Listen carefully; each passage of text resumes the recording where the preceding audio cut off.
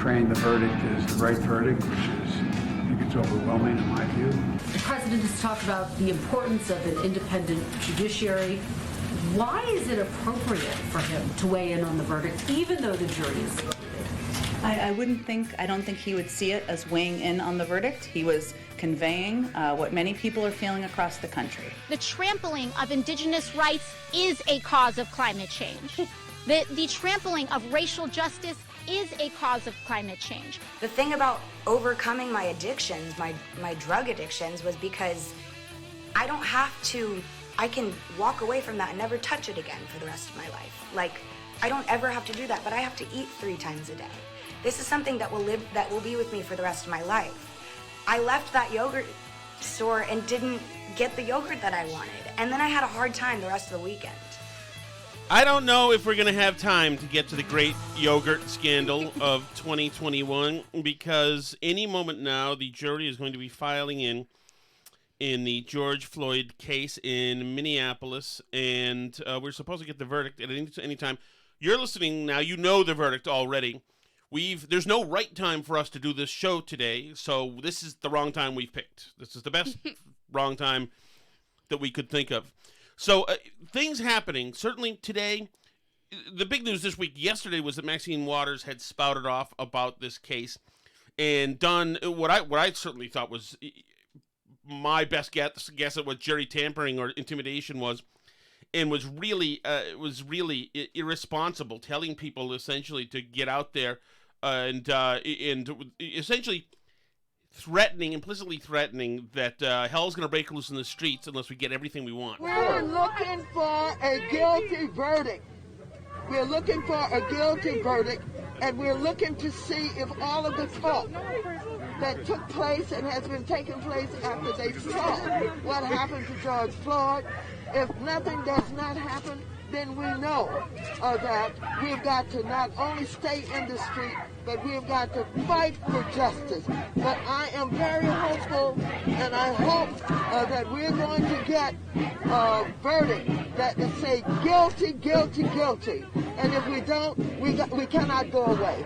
And not just manslaughter, right? I mean... Oh, no, not manslaughter. No. This is guilty for murder. I don't know whether it's in the first degree, but as far as I'm concerned, it's first degree murder. What should protesters do? Well, we got to stay on the street, and we've got to get more active. We've got to get more confrontational. We've got to make sure that they know that we mean business. And it looks like the jury got the message, because it only took a few hours today for them to come to their verdict. And, of course, even though they were sequestered today, President Jim Eagle, Horse's arse, couldn't keep himself from weighing in. I actually had to put a Substack out today, a post saying that this guy needs to tell people not to riot right now, and right now. He sidestepped that option and went right to cheerleading on the side of George Floyd. I'm praying the verdict is the right verdict, which is, I think it's overwhelming in my view. I wouldn't say that unless the jury was sequestered now. Not hear me say that.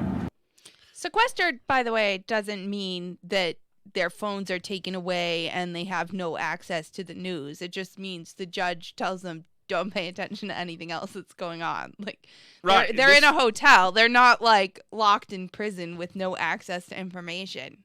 If big news happens, they know about it. The president just talked about your case. Could be something that might permeate. If anything would, I would think certainly... You think none of those people's, like, husbands or wives has texted them to say, by the way, just bear in mind as you're making your decision that our house is going to be covered with pig's blood and have Molotov cocktails thrown at it if you pick the wrong choice? Yeah. Oh, yeah. By the way, honey, but when you come back from the trial, you may want to go to Motel 6 because we've moved out.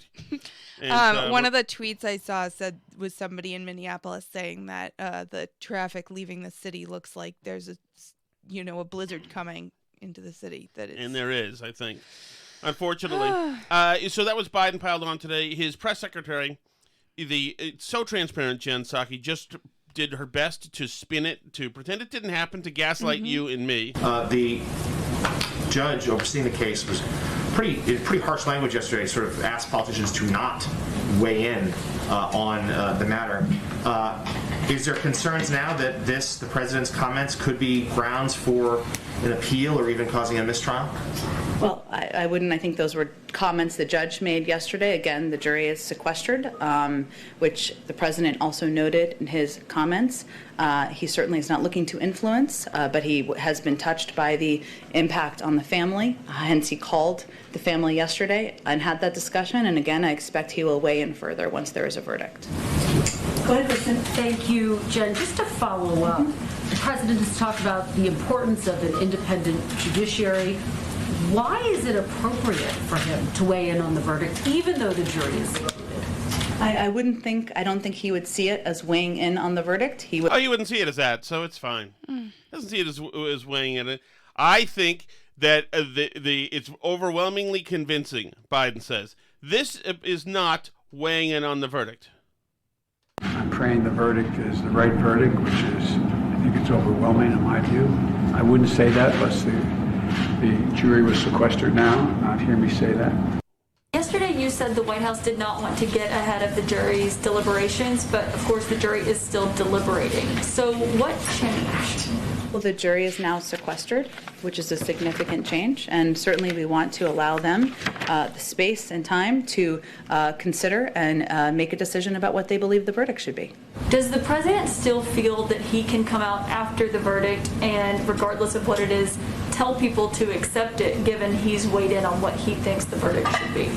Well, again, I think anybody who's been watching the president, and you guys are probably tired of me saying that his position is that he believes there should be space for peaceful protest. He's been consistent in that. That will be his point of view, regardless of the outcome. That is what we've been communicating publicly, but also locally to mayors, to governors, to local law enforcement, as we're communicating in preparation. So that's consistently been his view, and he'll continue to advocate that regardless of the outcome. And so what made him want to weigh in today on this before the verdict has come down? Well, I think he was asked a question, if I followed it closely. It was my question, but I asked him what his message was for the Floyd family, not what he thought the verdict should be. Well, I think, Caitlin, he obviously has been following this trial quite closely, as many Americans have been. He has been, was obviously impacted by his conversation with the Floyd. By the way, the guy, idiot from Vice, Aaron Rupar, called that a gotcha question. Gotcha question. Yeah. Well, remarkable that very fair, fundamental questions are asked of this Democratic president, and it's a gotcha question. And he also repeated Jen Psaki's and Biden's claim that it doesn't matter because the jury's sequestered, as though the jury being sequestered means they're locked in a bunker somewhere and absolutely can't hear about anything the president of the United States says that's all over the news then. Floyd family yesterday as somebody who has lived through loss and trauma himself, and he certainly has his mind. You get it? You see, everybody? I'm with the Floyd family. I'm with the Floyd family. The evidence is overwhelming, says Biden. Sorry about that. I'm having a So I was reading through the jury instructions today, trying to understand the difference between all the different charges that they're supposed to be considering right now. So they can, and these don't eliminate each other. The jury can, there's 3 separate charges, and the jury can find guilty or not guilty on all of them, some of them, none of them, whichever, any combination. He could get all 3 of them. But basically, the 3 are, none of them requires premeditation. He's not charged with any murder charge that requires premeditation. So the ones that he has, there's murder in the 2nd degree while committing a felony. So that can be unintentional murder, but he had to be intentionally committing a felony, which in this case is felony assault on George Floyd. So he had to be intentionally assaulting George Floyd. He doesn't have to be intentionally trying to kill him. And the assault means the intentional infliction of bodily harm on another person. Okay. So if the jury finds that he was intentionally inflicting bodily harm on George Floyd that resulted in his death, then that is the 2nd degree murder, the 2nd degree unintentional murder charge. Okay, and that one is problematic. I'm from what I'm gleaning, or could be, because he was using a prescribed... Right. So, and that's actually true of all of these charges. All of these charges come with the caveat that if he was doing something that was what a reasonable police officer would do in that circumstance, then no crime was committed. So that's the problem for the prosecution here, is that if the defense is able to show that that there's a reasonable doubt that this could have been the action of a reasonable police officer, if they have any reasonable doubts that this was some kind of unreasonable, out of the ordinary action, then that throws the whole thing away for any of the 3 charges. Right. So that second-degree manslaughter seems to be... Second-degree manslaughter is possible, too. So that first one... That's the biggest layup I've heard. The first one is, I'm going in order from most serious to least serious. So the second-degree murder while committing a felony assault, that's one. The second most serious one is third-degree murder. So that's causing the death of someone by perpetrating an act that is eminently dangerous to others and evincing a depraved mind without regard for human life. Again, not required to have intent to cause the death of a person. You just have to have done an intentional act that was eminently dangerous and to have had a depraved mind while you did it. What does a depraved mind mean, though? So the depraved mind thing means you had a conscious indifference to the loss of life that your eminently dangerous act could cause. So that's where it's a little fuzzy, because really the only big difference between that and the second-degree manslaughter is the depraved mind thing, because the second-degree manslaughter sounds a lot like it, which is that he caused the death of George Floyd by culpable negligence, where you created an unreasonable risk and consciously took a chance of causing death or great bodily harm. Culpable negligence is intentional conduct that the defendant may not have intended to be harmful, but that an ordinary and reasonably prudent person would recognize as involving a strong probability of injury to others. So he did something culpably negligent, that he did something on purpose that a reasonable person realized could have harmed someone. So if they think that he thought having his knee on George Floyd's neck reasonably could have harmed him, then that's the second-degree manslaughter. Whereas the other one, the third-degree murder, is that the knee on the neck was an intentional act that was eminently dangerous, done with a conscious indifference to the loss of life that could happen. So, and that's something, I mean, that's not like a huge barrier in my mind either. Like, they use that to charge drug dealers, I guess. Would they sell drugs and somebody overdoses? Because they do something that's like intentionally so dangerous that even if they didn't mean to kill the person, they were doing something that just showed such reckless disregard for human life, selling these drugs that are easy to OD on, that that they can be held accountable for the death. So, but again, the jury could also have looked at this and said a reasonable police officer could have done this. They had experts saying that. It really, in my mind, it really could go either way. The only one I don't think it is a hung jury, because there hasn't been enough time. But I mean, I think he could be found guilty of some. I know that that's a stupid answer. Like, he's either guilty or not guilty, but it could be some of them. It could be none of them. It could be all of them. I don't know where they are mentally. Right. So. And then the other story is, of course, that now could this whole thing be appealed successfully because of these politicians, among other things. There was no change in venue, and the way witnesses were introduced as well. And they weren't sequestered until now. Who were just there for the experience, right? Weren't sequestered until now. Like the MMA guy, and there was another person who weren't expert witnesses. They just kind of were emotional witnesses, right? And what I've gleaned from legal experts is that's a little bit out of the ordinary. Well, the thing with the politician statements, I guess, my understanding based on what I've read from legal Twitter, is that they would have to show that that at least one juror was aware of one of those politicians' statements and that it influenced them. So here's another moronic, idiotic, impotent man and politician, Jacob Fry of Minneapolis, who's not a man at all, really, who is just this this spineless worm who is so fooled and impressed by social justice that he is the facilitator of death and destruction in those communities he's supposed to care so much about. As we await the verdict, there are several inescapable truths. Over this last year, our Twin Cities have experienced a barrage of trauma, all culminating with this trial and then the verdict. There's been pain and anguish, anger and frustration that is undoubtedly acutely felt by our Black and brown communities.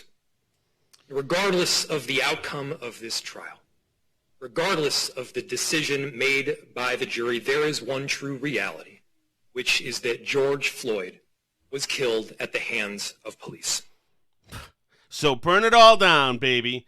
Burn the rest of the Black and brown communities down just to show what an injustice that was. And I'll be out there with you, even though you throw water bottles at me and chide me. Ridiculous malpractice happening here by these politicians. It's just disgusting. They are, not surprisingly, around the courthouse. Of course, it is filled with protesters, which, so far is just fine.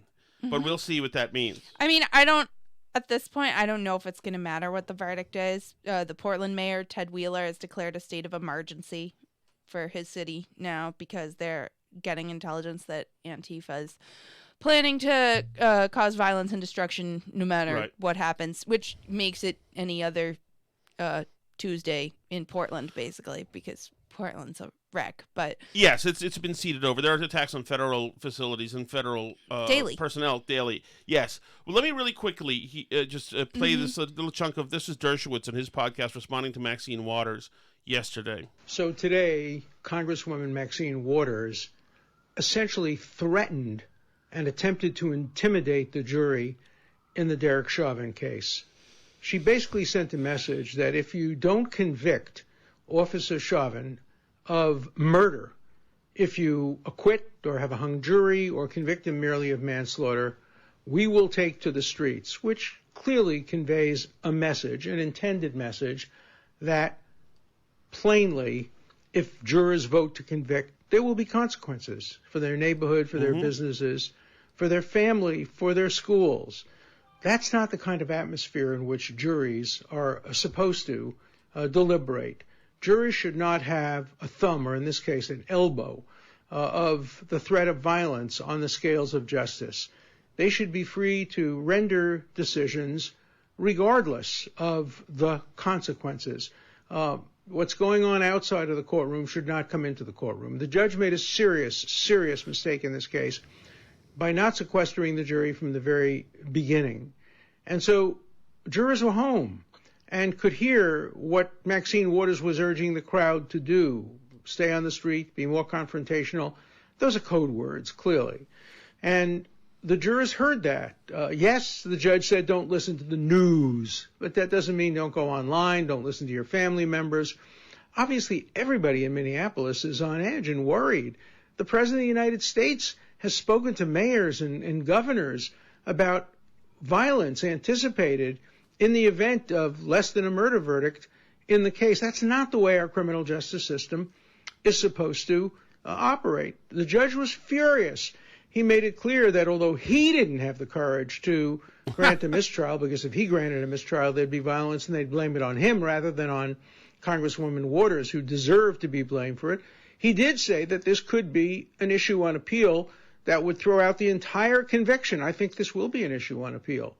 This is a tactic done by Congresswoman Waters, which replicates tactics used by the Ku Klux Klan in the 1920s and 30s. They would stand outside of courtrooms and intimidate the jurors, threaten that if they acquitted a black man or convicted a white man, there would be consequences. Today we're seeing the mirror image of that in Congresswoman Waters' attempts to intimidate the jury.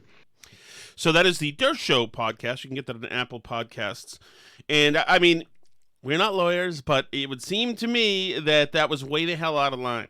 The threat is, even what Biden said, it is disheartening to think that there is nobody there without not one person in government right now at least on the Democratic side, who is not polluted by this movement, by either the profiteering of it, the opportunity that they see in it, the power grab, the actual, woke brainwashing itself, or simply isn't intimidated so much by this movement that they're not going to give in.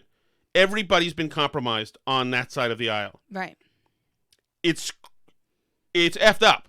Right. It's, there, like you said, it's a couple things happening. There are the true believers who metaphysically believe in this, critical theory stuff, that these like power and privilege things are infecting our society and causing all these effects that aren't consciously intended by people in society. And then, there are people that just, politicians are fundamentally survivors and they want to do the thing that's going to keep them in the game. So they are absolutely craven and will go along with almost anything if they feel that it's the thing they're supposed to go along with right now.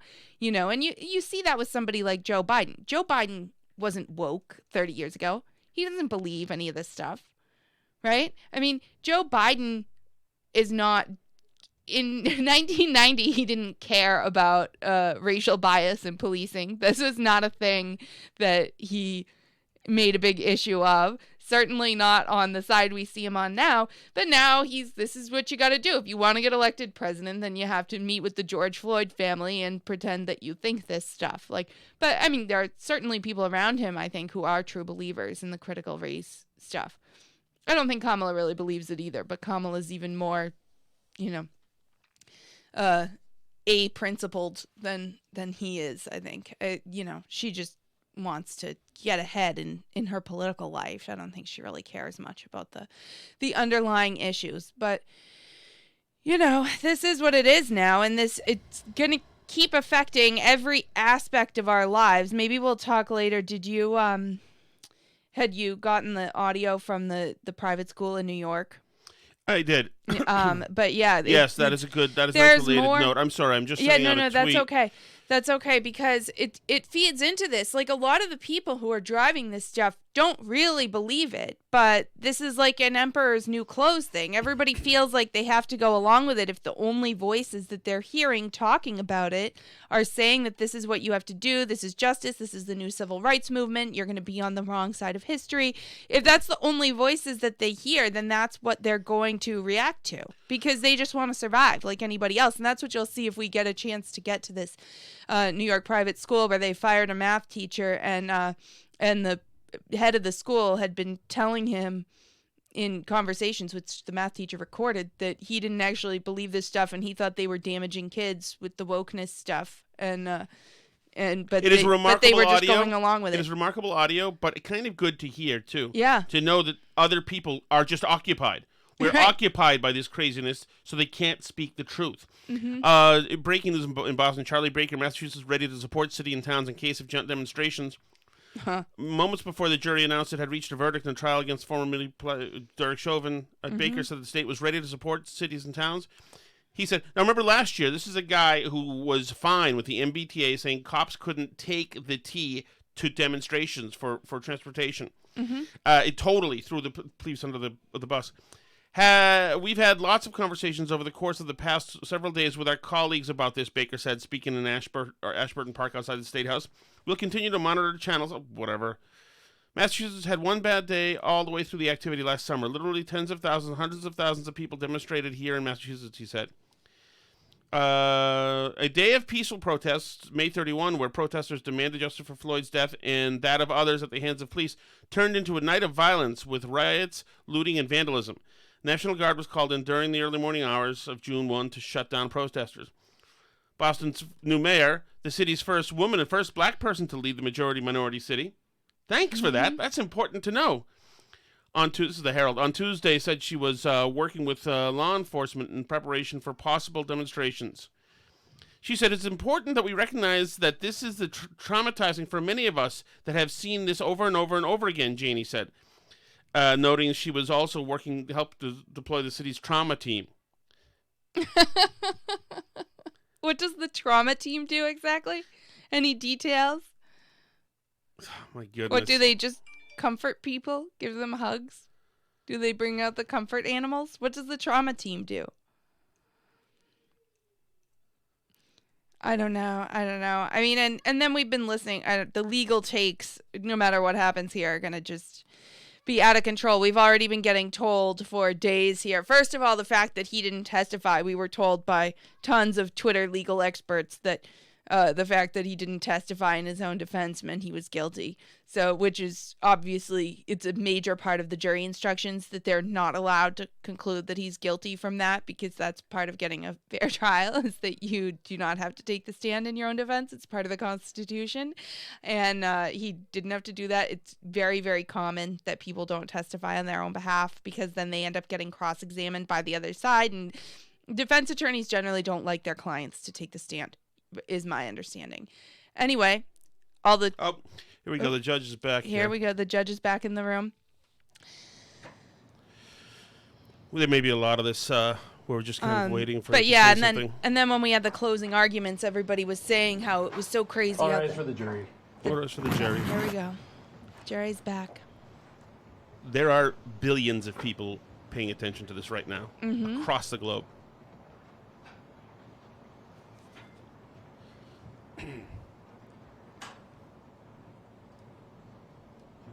I mean, I don't think this is certainly bigger than the OJ decision. Members of the jury, I understand you have a verdict. Here we go. Well, he's reading the verdict. It's in an envelope that he's got.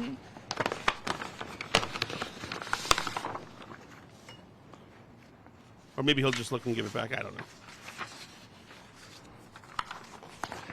Members of the jury, I will now read the verdicts as they will appear in the permanent records of the 4th Judicial District. State of Minnesota, County of Hennepin, District Court, 4th Judicial District. State of Minnesota Plaintiff versus Derek Michael Chauvin, Defendant.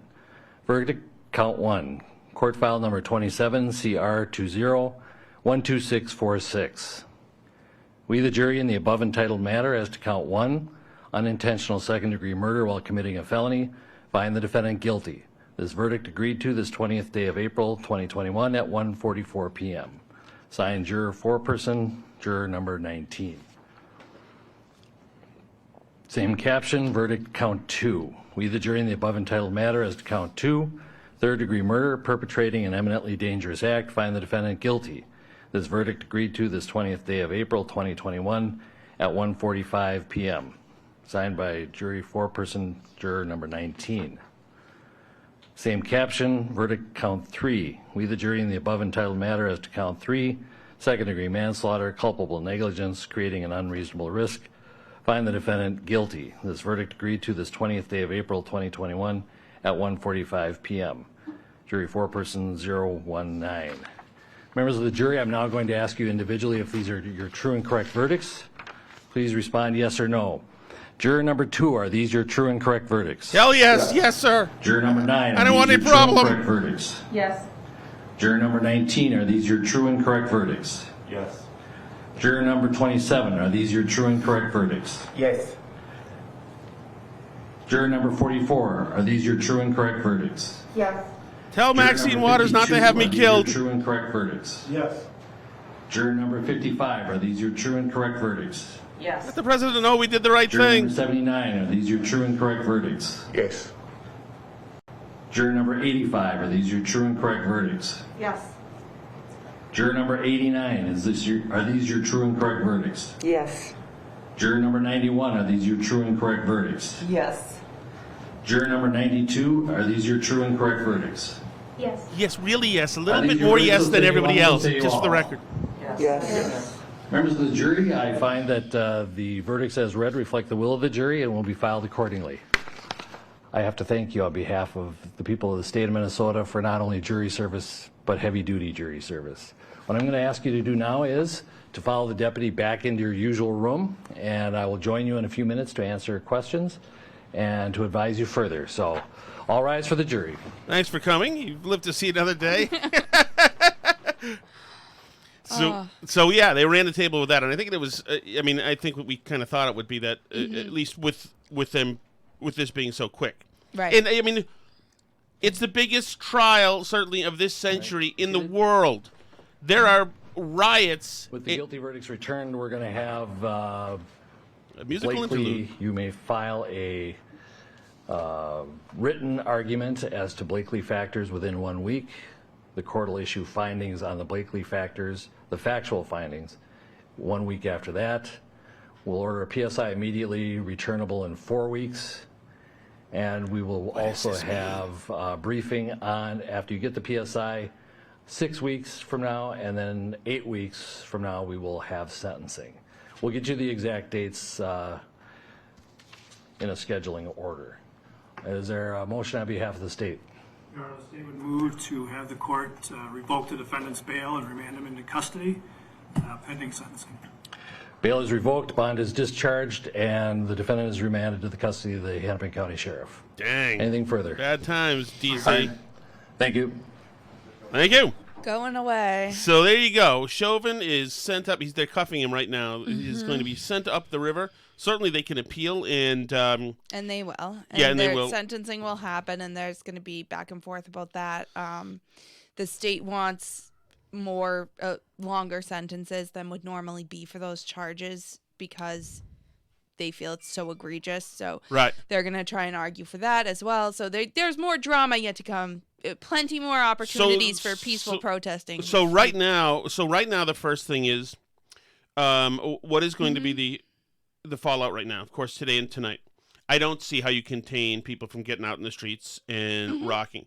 I think that you've been given implicit permission, almost explicit permission from municipal leaders all the way up to the President of the United States to have reason to want to act out and go a little nuts.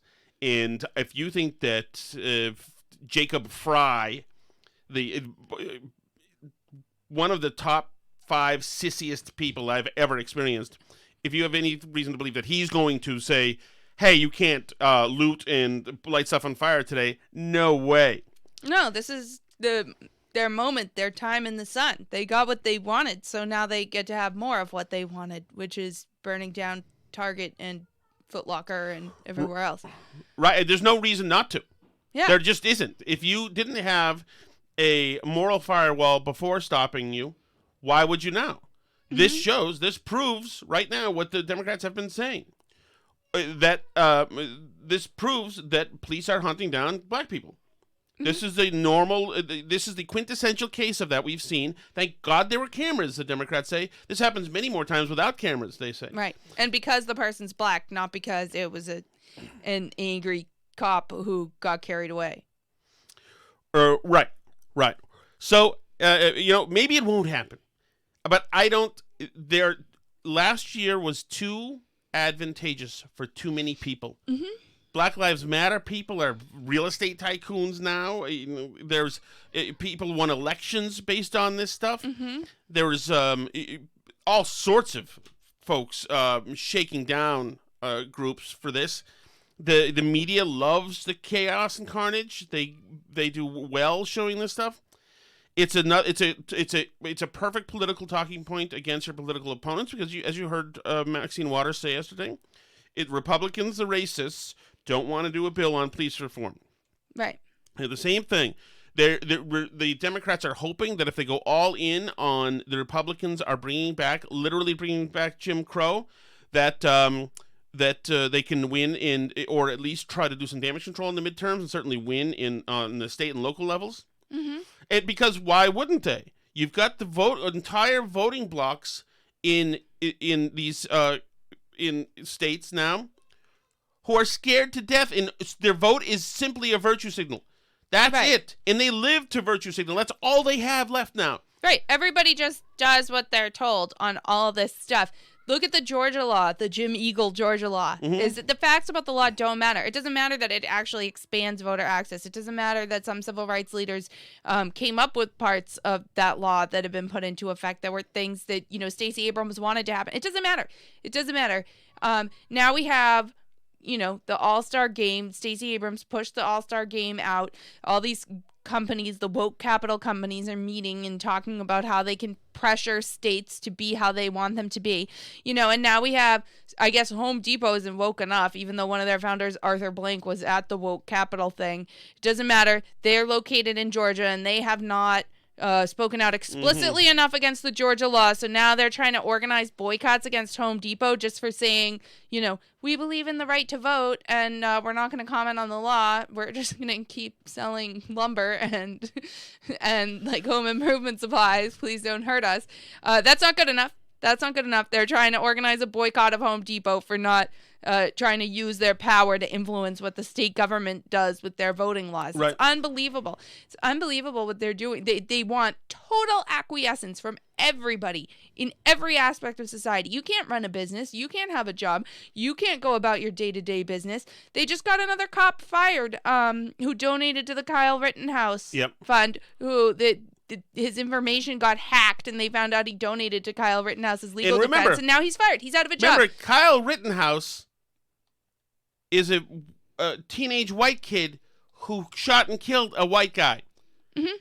He shouldn't belong to anybody on any side of this, but no, he is somehow a symbol of this, great racial whatever we're doing here. He's a symbol. Right. Trayvon Martin was not killed by a cop, but he's also a symbol. Mm-hmm. All of these, they're just simply, rolling in these other events to be symbols and triggers to the movement. And you're right, it's not going to stop.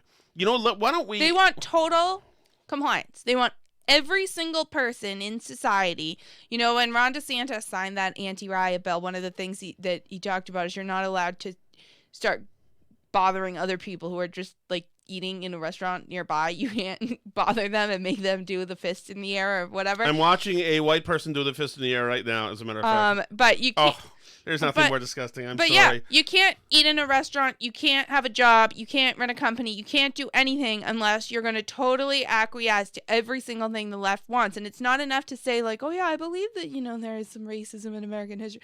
No, you hear them say it. You hear Ayanna Pressley say that you can't be anti-racist unless you support forgiving student loans. So now they want total acquiescence on all of these things. It's not just that. It's the Green New Deal. Honey, you can't be anti-racist unless you support the Green New Deal. We had AOC and our very own Ed Markey today. We're bringing forward the Green New Deal again. Because... All right, I'm going to play this, Alice, but I may have to start drinking if I'm going to. Here we go. The climate crisis is a crisis born of injustice, and it is a crisis born of the pursuit of... Of course it is. Derek Chauvin caused global warming. Right. That's the whole thing. Okay, guys, remember, everything was born of racism. Okay? Get it? Okay, what about climate change? Yep. Well, I don't understand. Well, just build the bridge as to why it is. Come up with any happy horse bleep you can think of to make it so. Profit at any and all human and ecological cost. That's right. Which means that we must recognize in legislation that the trampling of indigenous rights is a cause of climate change. What? So what did we do now? What happened now? We trampled indigenous rights, and that caused climate change. Derek Chauvin. Because they would have been a good buffer between North America and the Industrial Revolution. They used all the parts of the buffalo, honey. The trampling of racial justice is a cause of climate change. Derek Chauvin is a cause of climate change, honey. He's also infrastructure.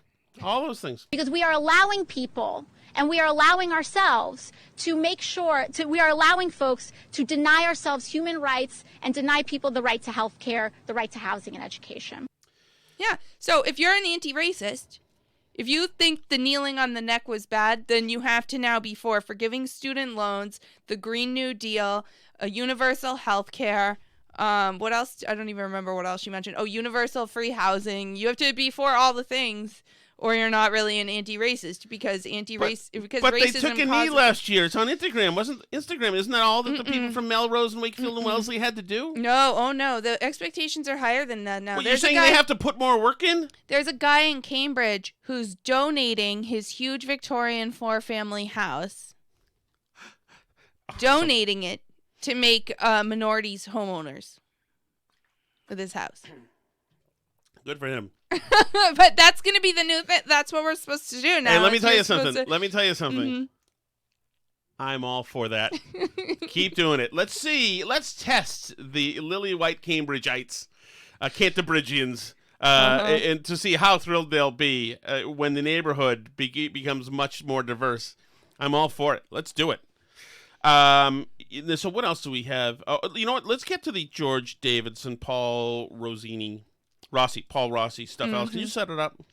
Yeah. So basically, what happened here? There's this private school in New York called the Grace Church School. It costs $57,000 a year to send your kid there. So this is not, like underprivileged people or anything. Mm-hmm. And they've been doing all the social justice stuff, and they had a high school math teacher who on April 13th of this year wrote a piece for Barry Weiss's Substack, a guest post, in which he explained that this is doing harm to the students, that this is a new form of racism that's just calling itself anti-racism, and it's hurting the students, and they shouldn't be doing it.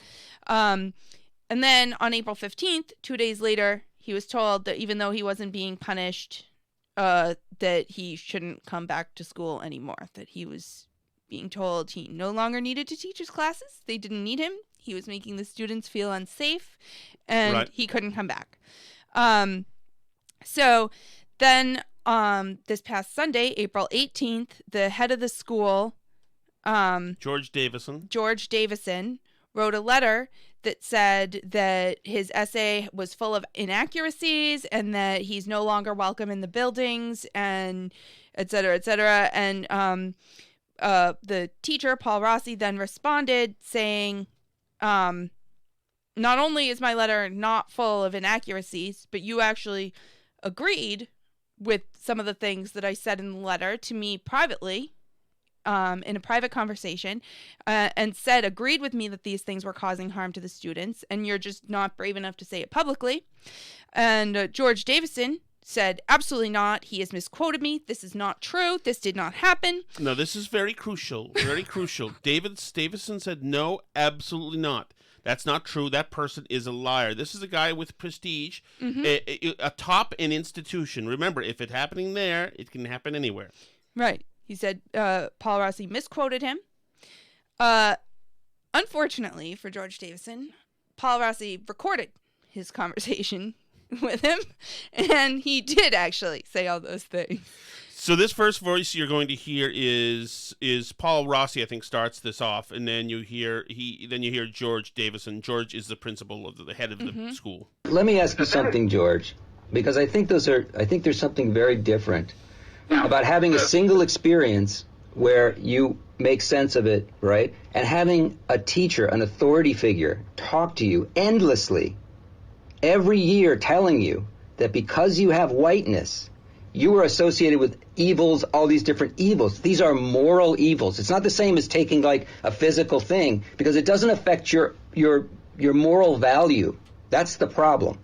The fact is that I'm agreeing with you that there has been a demonization that we need to get our hands around in the way in which people are doing this understanding. Okay, so you agree that we're demonizing kids? We're demonizing we're demonizing white people for being born. And are some of our students white people? What? Are some of our students white people? Yes. Okay, so we're demonizing white kids. Why don't you just say it? We are using language that makes them feel less than, for nothing that they are personally responsible for. Damning stuff. George Davison suffering from Minneapolis jury syndrome, I believe, which is why he can say that in private, but he's trying to survive right now. Mm-hmm. But Paul Rossi was recording, and it gets worse. You can have, and I'm happy to keep debating, and I don't actually have any doubt, because I've known you for 9 years, of your sincerity in your belief. And I also have grave doubts about some of the doctrinaire stuff that gets spouted at us in the name of anti-racism. Like what? And so I don't disagree entirely with some of your points of view. Can you elaborate? Paul, you're not recording me by any chance, are you? No. Because it would help me. It would help me understand like what's going on. I think that one of the things that's going on a little too much, and we've talked about this, is that the demonization of being white and the attempt to link anybody who's white to the perpetuation of white supremacy. Thank you, George. So there is no question that there is an entire strain in here that causes that misinterpretation. Now, I am someone... Wait a minute. But what about impact over intent? Don't those kids get the benefit of impact over intent? No, they don't. And we'll not be discussing this again with you, Paul Rossi. You're sure you're not recording? Our attempt is going to be to get everybody centered again.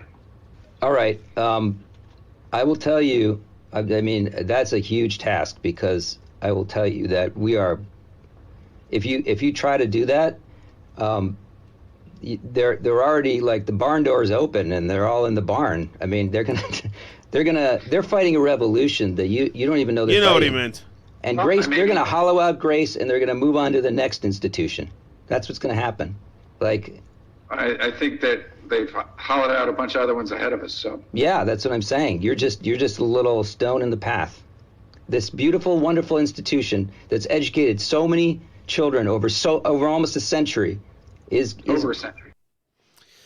So there you go. It's about to all be over. So yes, I'm looking right goodbye. now, George Davison right now, and as of this moment, I believe he is technically employed, but not for long. You do not say hateful, harmful things like that and expect to stick around. So that is what's happening right there, and then that's such valuable audio. I assume that will be stricken from social media very soon, and everybody's account torpedoed. But there you go. It just shows the power of this. And the thing is that you can stand up to this. It's remarkable how we seem to have. I don't know what it is. It's like, is everybody being blackmailed? Is there something going on? Is everybody human trafficking women or something? And they just cave to this stuff? It can't be. Why is it worth it? How is it worth? I understand. I think it's people being blackmailed with social pressure, right? Is it, our friends that get the text before the Black Lives Matter protest saying you're going, right? And, right, so they know what that means. They know that means that you're not going to come to our house and hang out anymore, that you're going to run out of friends in town, and that we're going to all pile on you if you ever dare to post anything on the community Facebook page and everything else. That's what it means. It means that you're not going to have a community of people anymore. It's one reason why I think it's so important that conservatives do things, not just, like activist-y things, although I think that stuff is important. But even when the activist stuff isn't there, it's important that you have friends that feel like you do.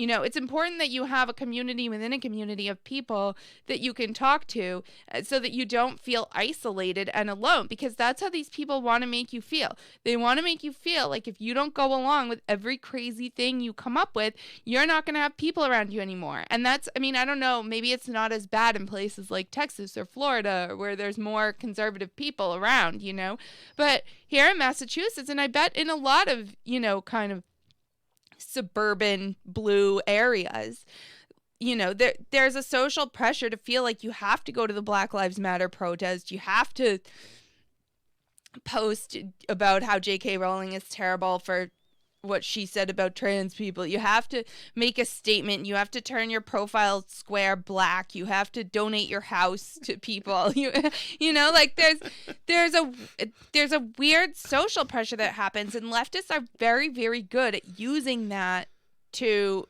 make this stuff seem important, to make people put stuff like a Georgia voting law in between normal human society and normal human interactions. I promise you, the voting law in Georgia is not more important than your relationships with your friends and family. It's just not. But the left is using that because they're saying that this is worse than Jim Crow, it's Jim Eagle, it's the KKK, it's white supremacists, it's Hitler, and saying that, you know, Trump being president or the Georgia voting law or whatever the thing is that we're on about this week, who's on the Supreme Court, that it's more important than the everyday stuff that's happening in your real life. So it's important that you have people around you. The good news is Don remember Lemon that. has tweeted out justice has been served. And Oh, God. I assume he would have felt that way if it had gone differently as well. MSNBC's Jason Johnson on the air seconds ago. Let's see. He should be very pleased with this. He was hoping this would happen. Well, I'll say this, Nicole. Like I said, I actually always thought that he would be found guilty because it's sort of a cultural makeup call. But I'm not happy. I'm not pleased. I don't have any sense of satisfaction. A cultural makeup call. Get it? I don't think this is a system working. I don't think this is a good thing. What this says to me is that in order to get a nominal degree of justice in this country, that a black man has to be murdered on air, viewed by the entire world, there have to be a year's worth of protests and a phalanx of other white police officers to tell one white officer that he was wrong in order to get one scintilla of justice. That doesn't make me feel happy. That doesn't make me feel satisfied. It makes me worry about what's going to happen when these other officers are held on trial. It makes me upset all the more that we didn't have this for Breonna Taylor. It makes me concerned about what's going to happen in the trial for Ahmaud Arbery. So, no, I mean, this is not the system working. This is a makeup call. This is the justice system trying to say that, hey, this is one bad apple, because that's how this is going to be interpreted. It's going to be this one bad apple, he got in trouble, yay, blah, blah, blah, and yet there's still going to be young black men and women across this country being shot today, tomorrow, and 2 weeks from now, because unless we have some... Not by cops. Not by cops. But this guy is an addict. This guy is an addict. He can't stop. There was a 7-year-old who was just killed in a McDonald's drive-thru in Chicago in gang violence. But that hasn't, that we're not going to hear about. That isn't going to get protests and demonstrations. Nobody cares about that. It's unbelievable what we're doing in this country. And to make this thing a race issue when there's absolutely zero evidence whatsoever this thing is a race issue. There's been no, text messages unearthed of Derek Chauvin being racist. Maybe such a thing will happen. I don't know. But we don't have evidence that the Derek Chauvin thing is proof of some systemic issue. Both you and I, when the Derek Chauvin video came out, thought it was a horrific thing to watch and disturbing. And, and there are a number of these cases where the facts have been very damning towards the way police officers handled themselves in those cases. That being said, that it doesn't prove the systemic issue that you're saying is there unless there's actual evidence that this happens all the time, which there's not. Just statistically speaking, there's not the kind of evidence there. And the fact of the matter is that there are underlying problems in urban communities that are causing these police interactions to happen. And some of them can be adjusted by not pulling people over for stupid stuff like broken taillights, right? Which I would be perfectly fine with in my more libertarian leaning way. Like, I don't care if we make it harder for cops to pull people over. Cops, I don't think, enjoy these traffic stops either because they're very dangerous for them too. And I'd like to reduce the number of negative police interactions that occur. But, some of this is that there are more murders being committed in these communities. There are more armed robberies being committed in these communities. There are more assaults being committed in these communities. And these are crimes that you want to have police to step in and stop. So there's no answer besides solving the underlying problems in the communities that are born out of utter lack of opportunity, broken families, these things that have been driven by Democrat rule for decades and decades, just destroying people's lives. Right, and everybody's stupid. The media's stupid. Experts are stupid. CNN's legal expert, Laura Coates, about an hour and a half ago, before the decision came out, she felt that she had some inside knowledge of something brimming, very, very pernicious. Start to close. That trust gap that's already there between our justice system and members of the community, it expands exponentially. Because in their minds, they say, you're preparing me for an acquittal. You are because they're boarding up buildings. Telling me if it's boarded up, you anticipate my unrest, my wrath. You anticipate the devolution of a protest into looting and other things. And so part of what you're seeing in terms of the unease you're speaking about, Van, is that Pavlovian reflex in response to say, what does this mean if you are calling out the National Guard? People believe, did you get a heads up, Governor? Did you get a heads up, Mr. President? Did you give a heads up, Judge? Do you know something that we do not know? And finally, on the point that you raised, Van, about the difference between how people will compare and what negligence looks like, Minnesota has a very specific and recent memory of what second-degree charges look like, second-degree manslaughter, because Geronimo Jimenez, who killed Philando Castile, charged and acquitted with the second-degree manslaughter charge. So when she said get a heads up, she said get a heads up. In other words, they were tipped off that he was going to be found not guilty. But these are the takes of the smartest people in the world. Right. I mean, and I disagree with the verdict in the Philando Castile case. I don't necessarily disagree with all three of the verdicts in this one. I think probably the manslaughter one is justified. But you know, I don't really know. I didn't watch all the expert testimony like the jury did, so I don't really know. But you know, certainly I think that the threats from elected officials probably had an effect here, you know, and it's going to help him on appeal. Like I said, they're going to have to show that that at least one juror was aware of this, but that may not be impossible. So because they weren't sequestered until they went into deliberations, and even then, you know, they had phones and stuff. They weren't like cut off from the world. So I don't know. The media. So I'm thrilled that justice was served. This is a guy just walking in Minneapolis. You said you now realize your privilege, that the death of George Floyd helped you realize that. That is a reporter saying that to this guy. You said this now, you help you realize your privilege. That's not a concept that you can take as a serious thing to build a question on in any real reporting world. What are you going to do with that realization? Where do you take that? I want to find out. I don't know. I actually Googled it today. What did you Google? What can a white person do to help out Black Lives Matter? What made you do that? What was in your heart that made you do that? Just an awareness to see that, you know, institutionally and systematically, I've got benefits that other people don't. The number of guns have gone up. The number of gun crimes over the last 20 years have gone down. The number of police until this year, killings, probably. right, until last year. The number of police killings have decreased over the decades and have been level for the past handful of years. Mm-hmm. There is no reason to believe that race is involved in the George Floyd murder at all. 10 years ago, if you said this was a racial killing based on race with no proof, then you would have been laughed out of the room. Now it's commonplace to say that, well, what you see isn't what's really happening. There are forces behind the scenes and systemically Mm-hmm. So this is crazy. I'm sorry to tell you, this is not now. Of course, this has been the worst year for blacks since his killing. Absolutely, in the past 35 years, probably, and it's only going to get worse in those communities.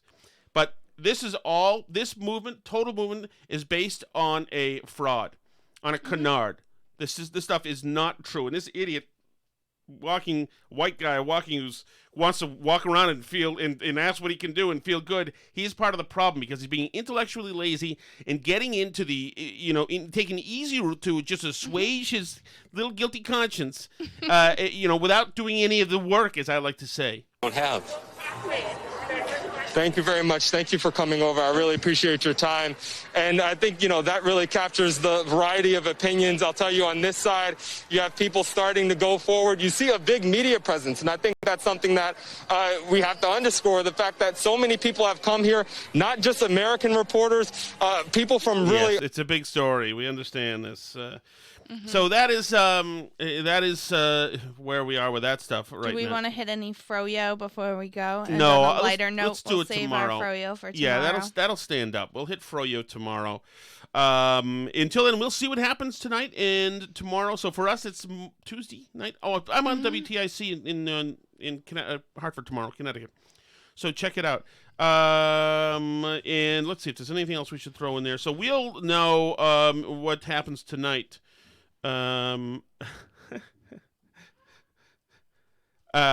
People predicting Van Jones will be in tears at any moment now. Yeah, I could see that could be right as well. Mm-hmm. Now, I will say as well, once again, underscore what Alice said.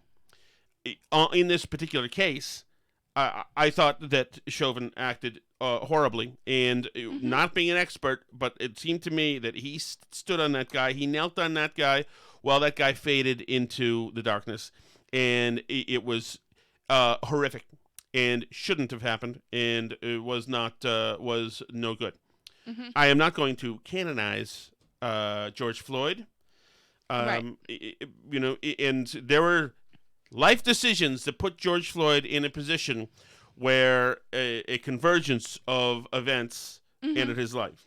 Yeah, there are definitely multiple factors happening there that caused him to die in that situation. I do think the knee on the neck was probably part of it, and I think that it was a little past the point. I mean, when the person's not moving and lifeless under you, you can probably stop with the knee on the neck at that point. But I don't know that race was a factor at all. No, the fact that he was high as a kite was a factor. That it seems like it compelled him to resist arrest. Mm-hmm. And once you do that, Don Lemon can say, or in the mayor of Brooklyn Center can say, as he said, that Minnesota is no longer safe for black motorists.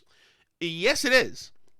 Mm-hmm. Almost perfectly safe, except if you resist arrest and get in a physical combat with the officer. Nobody mentions that. Maybe you don't resist arrest. I'm sorry about that, but George Floyd had not resisted arrest and had been booked and brought into the precinct, he'd be out now. Right. And none of this stuff would happen. And I'm sorry if Dante Wright had not resisted arrest, neither the taser nor the pistol would have been taken out. Right, exactly. So who are we kidding here? Everybody knows this stuff here. Mm-hmm. There was just you just talked about it. It was just a white guy shot a couple of days ago who Black Lives Matter thought was like, oh, should we get involved? Oh, no, sorry. Because he was shot and killed by cops. And the Oregonian wrote the story. They were like, a man has been shot and killed by cops. By the way, it was a white man that the cops shot and killed just in case, because we don't want there to be any unrest.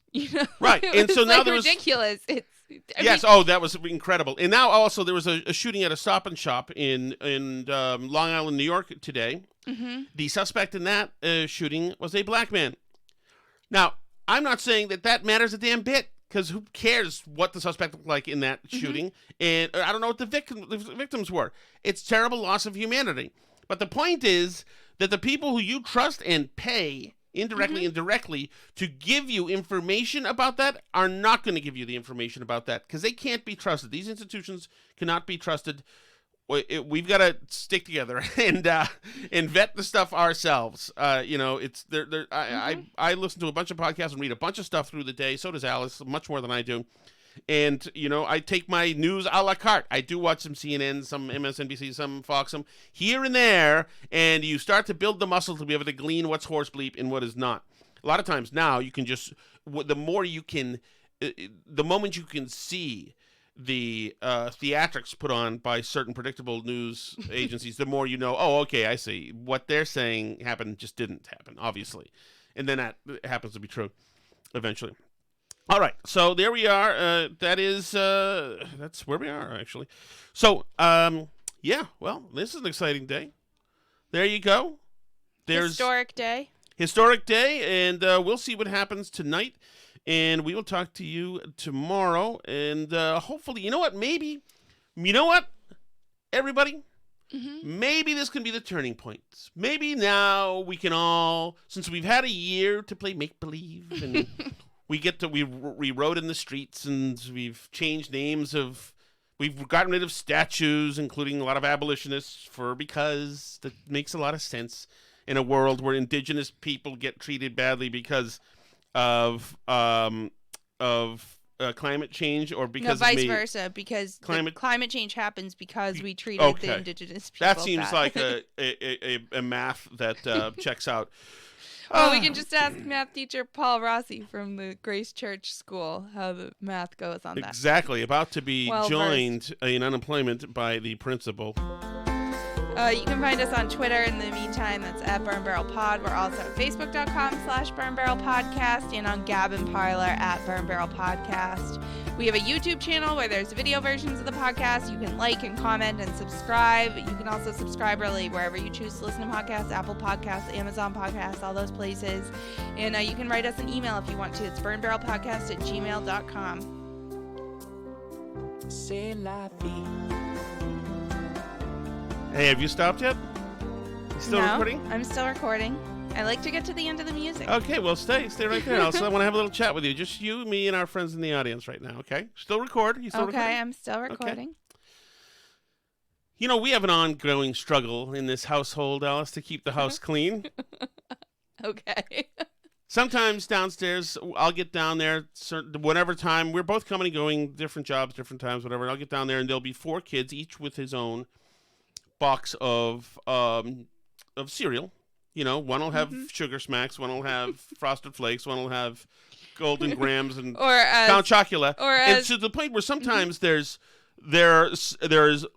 ground cereal into the rug in layers, so that if 1,000 years from now, they will come to the ruins of this place and they will say, "Oh, we've just found this old ancient spoon. It comes from the Count Chocula era, apparently, because it was found in that particular layer. So we can carbon date it that way."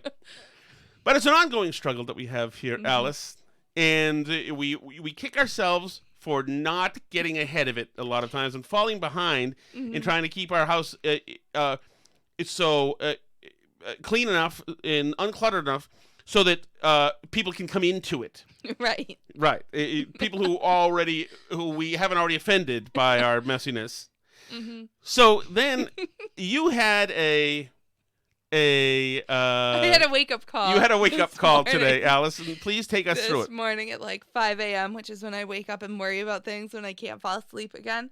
I was lying in bed, and I hear Tom's CPAP machine, which is in the next room because our kids are so disruptive in the night that we've now had to split our forces and go in separate rooms so that it's not 6 people plus a dog all in one bed because we can't handle it. Right, because if there's everybody in one bed, because the kids will come into the bed, then I will wake up with severe scoliosis and other aches and pains because I'm pushed half off the side.